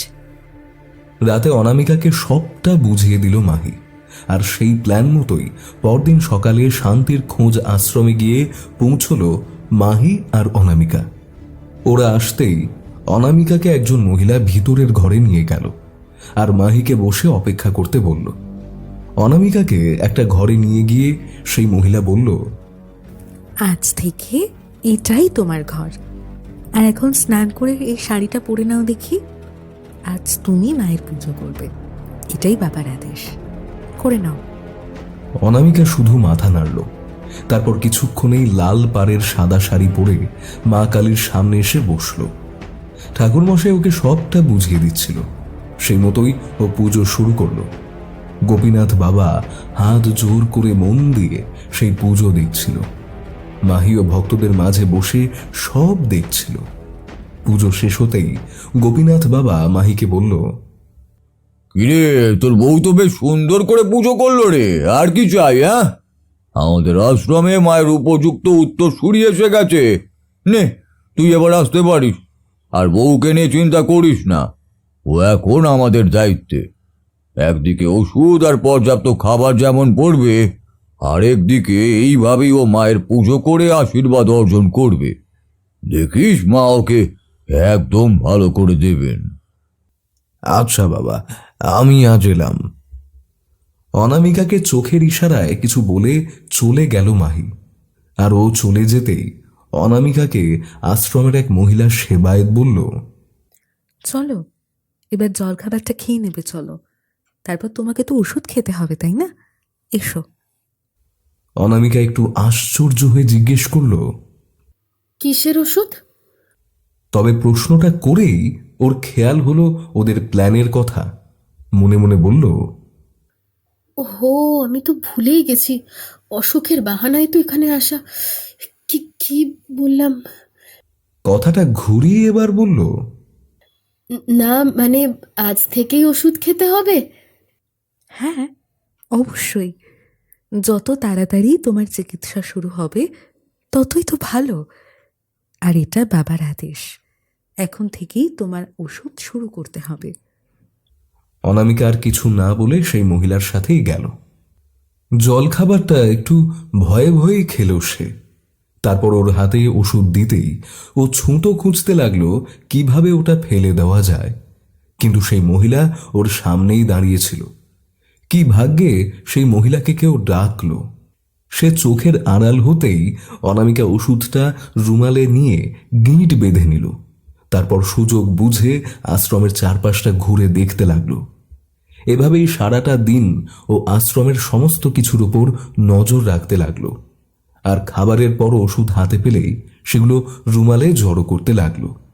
আর রাতে সবার চোখের আড়ালে গিয়ে সেই ওষুধগুলো ডাস্টবিনে ফেলে দিল। এরপর রাতে শুতে যাবে এমন সময় সেই মহিলা সেবায়েত এসে নক করলো তার ঘরে। একটু আসছি গো, ঘুমিয়ে পড়েছ নাকি? হ্যাঁ দিদি, এবার তো ভোরে উঠতে হবে। হ্যাঁ, আর আরেকটা কথা, কাল থেকে ভোরের আরতিটাও তুমি করবে। এটাও কি আপনাদের বাবার আদেশ? হ্যাঁ গো, ওনার তোমাকে ভারী ভালো লেগেছে। মানে তুমি এত সুন্দর স্নিগ্ধ একজন ভালো মানুষ, অথচ তোমার এত অসুখ। তাই বাবার বড় মায়া হয়েছে তোমার প্রতি। তাই তোমাকে সুস্থ করার জন্যই স্বয়ং মায়ের চরণেই তোমায় সঁপে দিয়েছেন। আপনি কি এটাই বলতে এসেছিলেন? এটাই তো। এছাড়াও আরও একটা কথা জিজ্ঞাসা করার আছে অবশ্য। তোমার প্রথম দিন আশ্রমে কেমন লাগলো বলো তো? খুব ভালো লাগলো। সত্যি এখানে শান্তি আছে। নামটা একেবারে সার্থক, শান্তির খোঁজ। সত্যিই তাই। ঠিক আছে, আমি আসলাম। কাল ভোর 6টায় তাহলে তৈরি হয়ে মন্দিরে চলে এসো। আমরা কিন্তু অপেক্ষা করব, কেমন? আর হ্যাঁ, আমার নামটাই তো বলিনি, আশা দত্ত। আমাকে তুমি আশাদি বলো, কেমন? আচ্ছা। আশা চলে যেতেই অনামিকা দরজাটা বন্ধ করে দিল। তারপর মাহিকে ফোন করে সারা দিনের সমস্ত কিছু বলল। খুব ভালো এগোছো বৌমনি, খুব ভালো, চালিয়ে যাও। কিন্তু আমার মনে হচ্ছে তোমার ফোনটা ওরা নিয়ে নেবে। তাতে কিছু যায় আসে না। তুমি তখন কাগজে সবটা লিখে রাখবে, আমি ঠিক ছদ্মবেশে এসে কাগজটা নিয়ে যাব। আর কোনো কিছুতেই একদম ভয় পাবে না, বুঝলে? আশ্রমের বাইরে মামাবাবু পাহারা বসিয়েছে, 2জন লোক সব সময় নজর রাখছে। বিপদ বুঝলে ওদের কাছে যেও। ওদের দুজনেরই হাতেই দেখবে লাল রুমাল আছে। ওকে মাহি, থ্যাঙ্কস রে। তোর সাথে কথা বলে একটু শান্তি পেলাম। বাই। বাই বৌমনি, অ্যান্ড বি সেফ। পরের দিন ভোরে উঠে স্নান করে ঠাকুরের আরতি করল অনামিকা। তারপর বেলার দিকে মাহির কথা মতোই সত্যিই ওর ফোনটা কেড়ে নেওয়া হলো। এখানে মোবাইল ব্যবহার করার অনুমতি নেই অনামিকা, এটা আমাকে দাও। আমি যত্ন করে তুলে রাখবো। যেদিন বাড়ি ফিরবে সেদিন নিয়ে যেও। অনামিকা মাহির সাথে ওর কথোপকথনের সমস্ত রেকর্ড, অর্থাৎ হোয়াটসঅ্যাপ আর ফোন কলের সমস্ত ডেটা ফোন থেকে ডিলিট করে দিয়েছিল। তাই ও নির্ভয়েই ফোনটা আশাকে দিল। এরপর সবার ব্যস্ততার সুযোগে আশ্রমের বিভিন্ন জায়গা আবার ঘুরে দেখতে লাগলো সে। আর দেখতে দেখতেই কখন যেন একটা ঘরের কাছে এসে সে দাঁড়িয়ে গেল। দেখল সেই ঘরে অনেকগুলো বস্তা রাখা আছে, আর তাতে সাদা রঙের পাউডার গুঁড়োর মতো ছোট ছোট প্যাকেট ভরা আছে। জিনিসটা কি তা বুঝতে সাহস করেই সেই ঘরে ঢুকলো অনামিকা, আর সামনে গিয়ে ভালো করে দেখতে লাগলো বস্তাগুলো। তখনই ওর চোখে পড়ল অনেকগুলো বড় বস্তার মাঝে একটা ছোট বস্তা রাখা, যেটা সিল করা নেই। বুদ্ধি করে সেখান থেকে একটা প্যাকেট নিয়ে সে নিজের ব্লাউজের পকেটে ভরে নিল। তারপর সুযোগ বুঝে সেই ঘর থেকে বেরিয়ে গেল। এরপর রাতে খাবার সময় একটা মেয়ের সাথে পরিচয় হলো অনামিকার। মেয়েটার নাম সুরভি। সে অনামিকাকে বলল, আমার তোমাকে প্রথমেই সন্দেহ হয়েছিল। আমি তো নার্স, তাই দেখেই বুঝতে পারি কে সত্যিই অসুস্থ। যাই হোক, তুমি যা করতে এসেছো এর জন্য সাহস লাগে। এটুকুই চাইবো তুমি সফল হও। কিন্তু তুমি কি করে বুঝলে যে আমার কোনো প্ল্যান আছে? আমি সব বুঝি, বুদ্ধিমত্তার দায়ভার রয়েছে এই মস্তিষ্কে। Wow, great. কিন্তু তুমি এখানে এলে কি করে? একা থাকার সুযোগের সদ্ব্যবহার করেছিল। সুদীপ্ত এই আশ্রমের ম্যানেজার, প্রেমের ফাঁদে ফেলে আমার সর্বনাশ করেছিল। এখানে নিয়ে এসে বিক্রি করে দিল আমাকে। আর তারপর ওই নোংরা লোকটা। সমস্ত ঘটনা শুনে চোখ থেকে জল বেরিয়ে এলো অনামিকার। চোখটা মুছেও বলল, আচ্ছা, তুমি কখনো পালানোর চেষ্টা করনি? করেছি তো, লাভ হয়নি। প্রত্যেকবার ধরে নিয়েছে। আর এখন তো সবটা সয়ে গেছে। তবে আমি মনে প্রাণে চাই আর কোনো মেয়ে যেন এই নরকে না আসে। আমার মন বলছে তুমি পারবে এই নরককে ধ্বংস করতে। আমি এবার ওদিকে যাই। হ্যাঁ, এত কথা বলতে দেখলে আবার কেউ সন্দেহ করতে পারে। সুরভি তাড়াতাড়ি অন্যদিকে চলে গেল। অনামিকা ঘরে গিয়ে সবটা একটা খাতায় লিখে রাখল। তারপর কাগজটা ছিঁড়ে যত্নে রেখে দিল। সকাল হতেই মাহি সাফাইওয়ালার বেশে আশ্রমে এলো। অনামিকা ওকে চিনতে পেরে ওর কাছে গিয়ে খুব সাবধানে ওর সামনে কাগজটা ফেলল প্রথমে, আর তারপর ময়লার একটা ছোট বালতির সাথে সাদা গুঁড়ো পাউডারের একটা প্যাকেটও ফেলে দিল। মাহিও তাড়াতাড়ি তুলে নিল কাগজ আর প্যাকেটটা, তারপর চলে গেল। বাড়ি গিয়ে সবটা পড়ে ইশিকার মামা কানাই বসাককে ফোন করে সবটা জানালো। মাহি, লোকটা কিন্তু ডেঞ্জারাস। ওর কাছে তোমার বৌবনির থাকাটা একেবারেই ঝুঁকিপূর্ণ। জানি মামা বাবু, কিন্তু আর কোনো উপায়ও তো নেই আমার কাছে। যদিও আমি জানি বৌমনি ঠিক সবটা সামলে নেবে। যাই হোক, এই পাউডারটা তাড়াতাড়ি টেস্ট করতে হবে। আমার মনে হচ্ছে এটা একটা ড্রাগস। দেখা যাক। আর চিঠিতে যা পড়লাম তাতে ওই বাবার চরিত্র একেবারেই পরিষ্কার আমার কাছে। ব্যাস, এবার ওর ভণ্ডামি সামনে আসার অপেক্ষায়। হ্যাঁ মাহি, খুব তাড়াতাড়ি সবটা সলভ হবে আশা করছি। পরের দিন দুপুরে খাবার পরে অনামিকা গোপীনাথ বাবার ঘরের কাছ দিয়ে যাচ্ছিল। তখন কিছু শব্দ পেয়ে ও দাঁড়িয়ে গেল। ঘরের দরজা বন্ধ ছিল, কিন্তু ভিতর থেকে যেন একটা মেয়ের গোঙানির শব্দ আসছিল। অনামিকা কিছুক্ষণ দাঁড়িয়ে ভালো করে শোনার চেষ্টা করছিল, তবে দু তিনটে আওয়াজ ছাড়া আর তেমন কিছুই শুনতে পেল না সে। কিন্তু এটুকু বুঝল ওই ঘরে অপ্রীতিকর কিছু হচ্ছে। অনামিকাকে ওখানে দাঁড়িয়ে থাকতে দেখে নিল সুরভি। আস্তে করেও ডাকতেই চমকে তাকালো অনামিকা। এখানে দাঁড়িয়ে কি শুনছো অনামিকা দি? তুমি? আমি ভাবলাম অন্য কেউ হতেও তো পারতো। ভাগ্যিস আমি। চলো এখান থেকে। অনামিকার হাত ধরে টেনে ওকে ওই ঘরের থেকে কিছুটা দূরে নিয়ে গিয়ে সুরভি বলল, খুব সাবধানে এগোতে হবে তোমাকে। এরকম ভুল আর করো না। ধরা পড়লে সর্বনাশ হয়ে যাবে তোমার। আর যেটা শোনার চেষ্টা করছিলে তার ডিটেলস আমি তোমাকে বলে দিচ্ছি।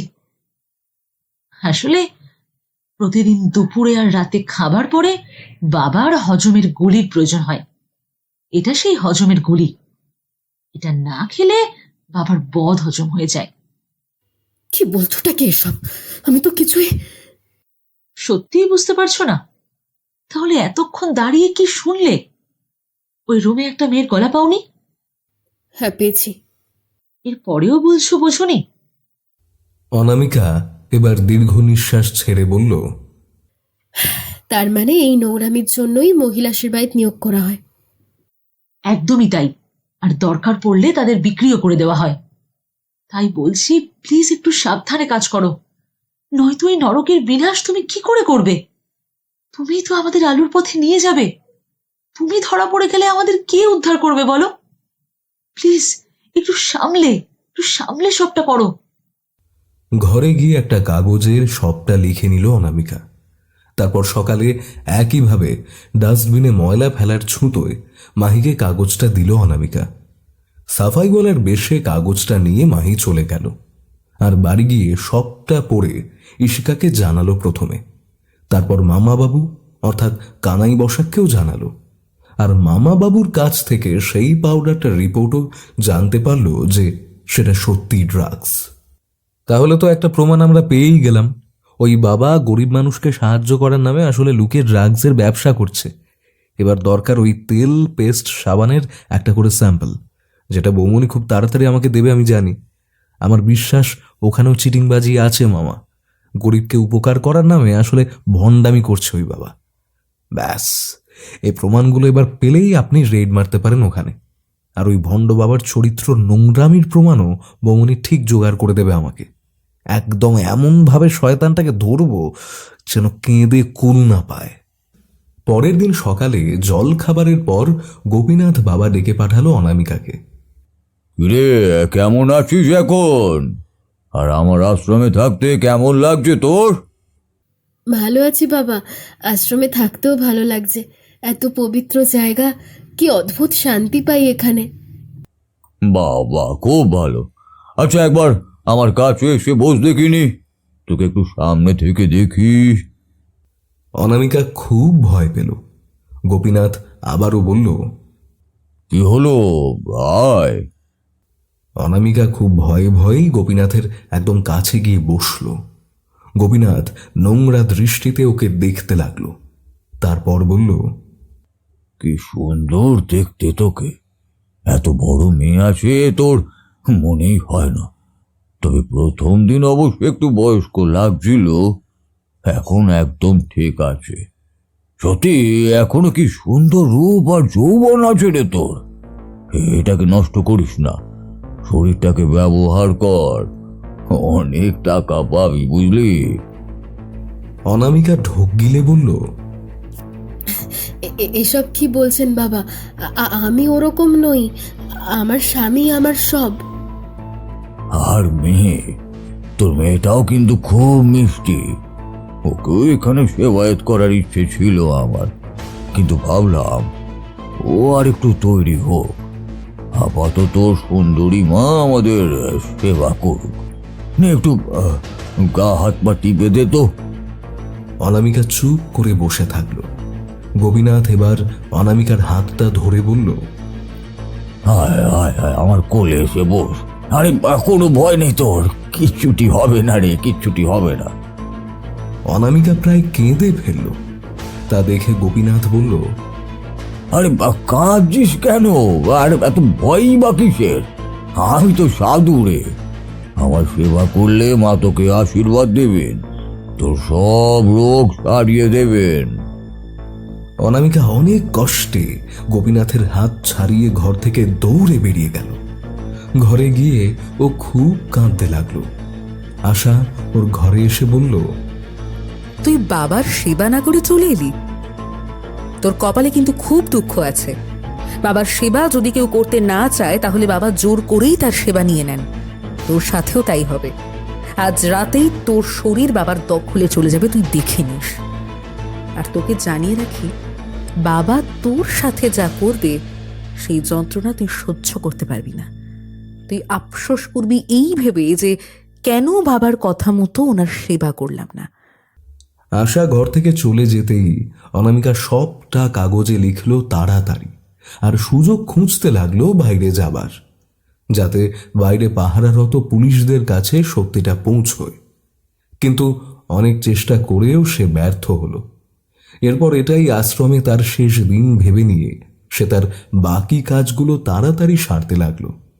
তেল, সাবান, পেস্টের একটা করে স্যাম্পল সে নিয়ে নিল। ওদিকে ওষুধের স্যাম্পল নয়ন কাকার থেকে আগেই তারা পেয়েছে। সবটা নিজের ব্যাগে সাবধানে রাখছিল অনামিকা। হঠাৎই সুরভি তার ঘরে এসে বলল, তোমার জন্য একটা জিনিস এনেছি, এই নাও। একটা মোবাইল ফোন দিল সে অনামিকার হাতে। এটা কার? আর তুমি আনলে কিভাবে? এটা এখানের এক দাদার, অনেক ছুতুই তার থেকে এটা নিয়েছি। যাকে ফোন করার চটপট করে নাও, এটাই সুযোগ। Thank you so much Surabhi.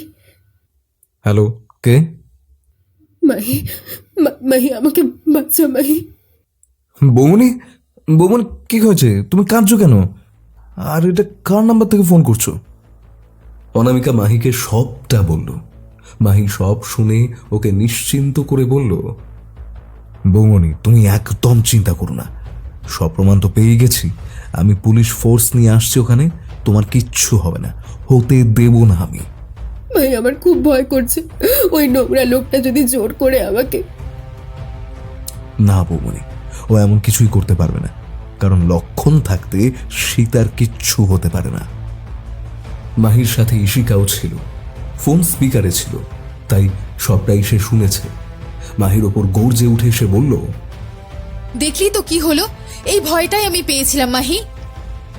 Of, relax, কিচ্ছু হবে না, ট্রাস্ট মি, আমি আছি তো। মাহি মামা বাবুকে খবর দিয়ে ফুল পুলিশ ফোর্স নিয়ে হাজির তোকে হলো ফোন করতে গিয়ে আমি শান্তির বোধহয় ধরা খোঁজ পড়ে গেলাম রে। আশ্রমে। কেউ তবে ততক্ষণে আশ্রম ফাঁকা, কেউ ছিল না সেখানে। মাথা চাপড়াতে লাগলো মাহি। মামা বাবুকে বলল, কিছু করুন মামা, কিছু করুন, বৌমনির জীবন আমার কাছে খুব খুব দামি, প্লিজ ওকে খুঁজে বের করুন প্লিজ। ইশিকা মাহিকে সামলাতে লাগলো। এদিকে সারা আশ্রমে তল্লাশি করে অনেক কিছুই পাওয়া গেল, যেমন ড্রাগস, বেআইনি মদ, আর একটা রুমে অনামিকার লেখা চিঠি পাওয়া গেল, যাতে লেখা ছিল, মাহি তোকে ফোন করতে গিয়ে আমি বোধহয় ধরা পড়ে গেলাম। কেউ বাইরে দাঁড়িয়ে সব শুনছিল মনে হয়, তাই এই চিঠিটা লিখে গেলাম। যদি আমাকে না পাস, হেল্প পাবি। শোন, তেল, পেস্ট, সাবানের স্যাম্পল বিছানার তলায় রেখে গেলাম। আর আমাকে খুঁজে পাওয়ার একটা আস্তানাও বলে দি। মেবি এরা শাস্তি স্বরূপ আমাকে ওখানে নিয়ে যাবে, কারণ ওখানে গিয়ে শুনলাম শাস্তি দেওয়া হয়। ওই এনার্জি পার্কের কাছে এই গোপীনাথের আরেকটা আস্তানা আছে নাকি, পারলে আমাকে বাঁচিয়ে নিস প্লিজ মাহি। মাহি চিঠিটা ছুঁড়ে ফেলে সামনের চেয়ারে একটা ধাক্কা দিল সজোরে। মাহি প্লিজ মাথা ঠান্ডা কর। আর মামা, ওখানে এক্ষুনি যেতে হবে আমাদের। কিন্তু একটা ব্যাপার বুঝলাম না, বৌমনির বিষয়টাতে আশ্রম ফাঁকা হলো কেন? কেউ তো থাকবে, সবাই মিলে বৌমনিকে শাস্তি দিতে চলে গেল। স্ট্রেঞ্জ। ওরা নিশ্চয়ই বুঝতে পেরেছে এবার পুলিশ আসবে এখানে, কারণ বৌমনি তো বললই যে ও কথা বলতে গিয়ে ধরা পড়েছে। ওরা সবটা শুনেছে নিশ্চয়ই, তাই এটা পরিষ্কার যে পুলিশের ভয়ে ওরা পালিয়েছে। আচ্ছা মামা বাবু, এই স্যাম্পলগুলো টেস্ট করতে পাঠিয়ে দিন। হ্যাঁ, আর এখন বৌমনিকে খুঁজতে চলুন তাড়াতাড়ি। হ্যাঁ হ্যাঁ চলো। ওদিকে অনামিকাকে একটা অন্ধকার ঘরে রাখা হয়েছিল। ওর অর্ধেক জ্ঞান ছিল না, কারণ ওকে ক্লোরোফর্ম দেওয়া হয়েছিল। আস্তে আস্তে ওর জ্ঞান পুরোপুরি ফিরতেই ও চারদিক অন্ধকার দেখে নিজ মনেই বলল, এটা এটা কোথায় আছি আমি? কেউ আছো? কেউ আছো এখানে? শুনছো? আমাকে বের করো এখান থেকে, প্লিজ প্লিজ হেল্প মি। এমন সময় কেউ দরজাটা খুলে ভিতরে এলো, আর সে অনামিকার একদম সামনে আসতেই ঘরের আলোটা জ্বলে উঠল। সেই আলোতে সামনের মানুষটিকে দেখে আঁতকে উঠল অনামিকা, কারণ সে আর কেউ নয়, ভণ্ড গোপীনাথ। সে বাঁকা হেসে অনামিকাকে বলল, কোনো ভয় নেই মা তোমার, আমি আছি তো। চলো এবার একটু সেবা করো দেখি, এতেই যে তুমি ভালো থাকবে গো মা, খুব ভালো থাকবে। এই বলে অনামিকাকে ঝাপটে ধরল গোপীনাথ। অনামিকা কিছুতেই নিজেকে ছাড়াতে পারছিল না ওর থেকে। অনামিকার দু কাঁধ শক্ত করে ধরে রেখেছিল সে। এমন পরিস্থিতিতে দম বন্ধ হয়ে আসছিল অনামিকার। এমন সময় মাহি পুলিশ ফোর্সের সাথে হাজির হলো সেখানে। পুরো বাড়িটা ঘিরে নিল পুলিশ বাহিনী। মাহি, ইশিকা আর কানাই বসাক ধীরে ধীরে বাড়ির ভিতরে প্রবেশ করল। ততক্ষণে সবাই টের পেয়ে গেছে পুলিশ এসেছে। তারা ছোটাছুটি শুরু করেছে। গোপীনাথকে নিয়ে একজন জানাতেই ও অনামিকাকে সাথে নিয়ে পালাতে উদ্যত হলো। তখনই মাইকে কানাই বসাক বললেন, এই ভণ্ড গোপীনাথ, ভালো চাস তো সারেন্ডার কর, নয় তোর খবর আছে। তোর বাড়ি ঘিরে ফেলা হয়েছে, কিন্তু পালানোর আর কোনো পথ নেই তোর। তাই বলছি নিজেই ধরা দে। আয় আয় বলছি। গোপীনাথ পিছনের দরজা দিয়ে পালাতে যাচ্ছিল, মাহি এসে ওর পথ আটকে দাঁড়ালো। অনেক পালিয়েছো গোপীনাথ, এবার ধরা দাও। বউনিকে ছাড়ো, ছাড়ো বলছি। গোপীনাথ পকেট থেকে একটা ছুরি বের করে অনামিকার গলায় ঠেকিয়ে বলল, বচ্চার বচ্চার, না তোর বৌদির গলায় কোপ বসিয়ে দেবো বলে দিচ্ছি। সরে যা, চল। বৌমনি, তোমার কোনো ভয় নেই, আমরা এসে গেছি তো। একদম শান্ত থাকো, তোমার কিচ্ছু হবে না। এবার শাস্তি পাবে মায়ের ভণ্ডই পূজারি। এই বলে মাটিতে শুয়ে পড়ে মাহি গোপীনাথের পায়ে এক ধাক্কা দিতেই সেও মাটিতে পড়ে গেল। অনামিকাকে তাড়াতাড়ি গিয়ে ধরল মাহি। তুমি ঠিক আছো তো বৌমনি? অনামিকা মাথা নাড়ল শুধু। গোপীনাথ উঠে পালানোর চেষ্টায় ছিল, ততক্ষণে পুলিশ বাহিনী ওকে এসে ঘিরে ফেলল। মাহি হেসে বলল, ইশিকা, তাহলে তোর কেস সলভড। ভণ্ড গোপীনাথ এবার জেলে বসে পুজো করবে।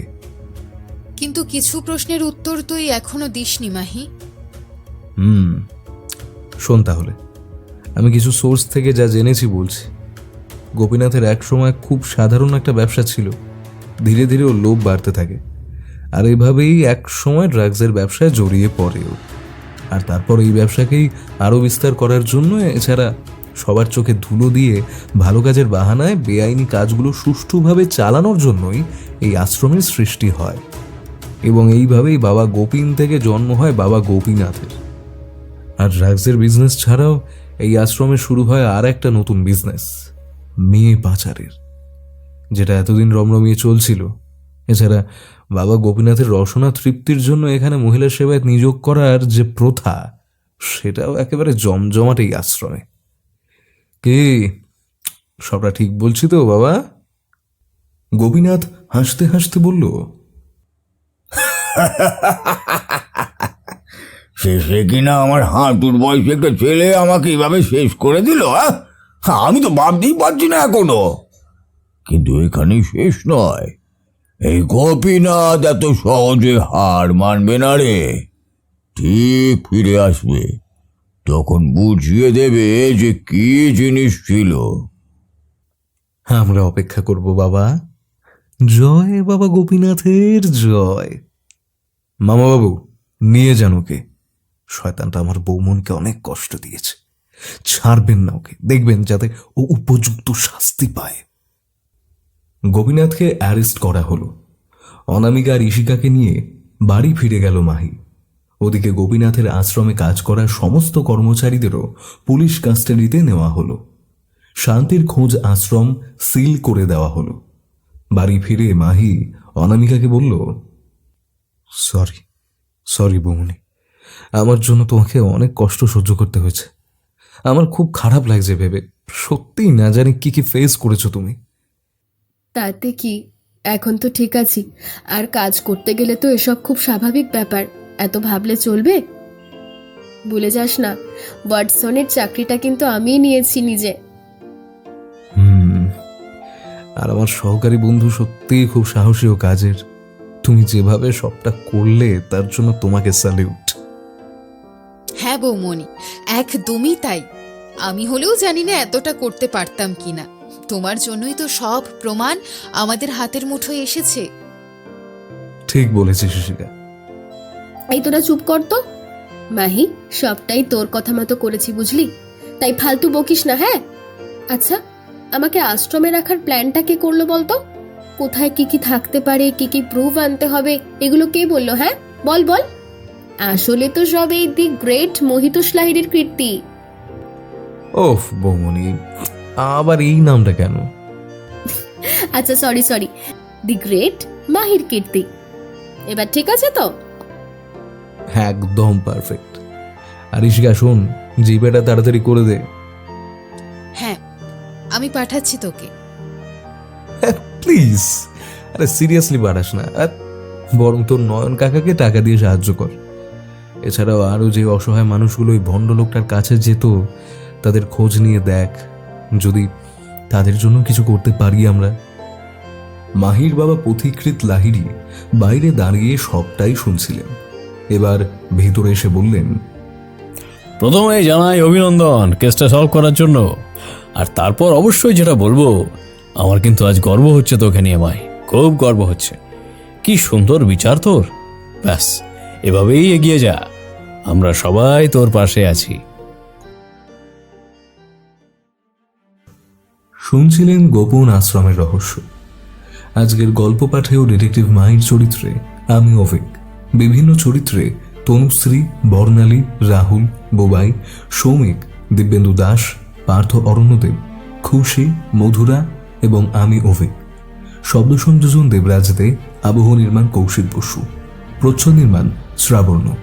সবাইকে নতুন বছরের শুভেচ্ছা জানিয়ে রাখলাম। দেখা হচ্ছে আবার আরেকটি নতুন গল্পের সঙ্গে। ততক্ষণ ভালো থাকুন, সুস্থ থাকুন এবং সাবধানে থাকুন। ধন্যবাদ।